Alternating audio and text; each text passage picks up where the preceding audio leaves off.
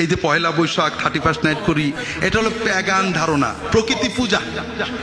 সেটা কি? বছরের শুরুর দিনে আমরা যদি খুব ভালো করি তাহলে পুরো বছর ভালো থাকবে। আমরা এখন বলি আমাদের বিশ্ববিদ্যালয়ে ছেলেরা লেখে বিজ্ঞান ভিত্তিক শিক্ষা চাই, তো ভালো কথা, লেখা হলো ইসলামী লাগবে না এই জন্য লেখে। তাছাড়া বলেন তো, আমরা যখন বলি এসো হে বৈশাখ, এসো এসো এসো, এটা তো বিজ্ঞান ভিত্তিক। বৈশাখ তো শোনে, বৈশাখ শোনে না? কি উদ্ভট!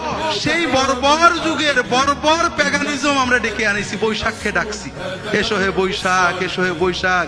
তার আগে ছিল, আমাদের দেশেও ছিল, বৃষ্টি না হলে গায়ে কাদা মাদা মাখতো, জানেন আপনারা? এটা হলো প্রকৃতি পূজা, অর্থাৎ আমরা কাদা মাখছি, আসমান হয়তো আমাদের কাদা দিকে একটু বৃষ্টি দিয়ে দেবে। কথা বোঝেননি? পয়লা বৈশাখে ঢোল বাজাচ্ছি, তাহলে সারা বছর বোধহয় ঢোল বাজানো হবে, বুঝলাম। কিন্তু পহেলা বৈশাখে, সামনে কাল বৈশাখী, আসো আমরা পয়লা বৈশাখে সবাই অন্তত গরিবদের জন্য একটা ভালো বাড়ি বানিয়ে দেব, গরিবদের ঝড় আসছে একটু খুঁটিগুলো মজবুত করে দেব, দুটো পলিথিন কিনে দেব।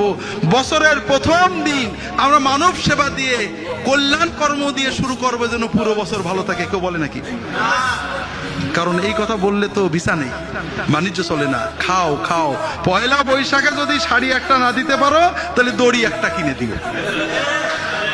বড় দুঃখ, বর্বরতা, বর্বরতা, একেবারে পুরো দেশটাকে বর্বরতায় ভুলে দিয়েছে। বিশ্বাস করেন ভাইরা, কোন সভ্যতা আর নেই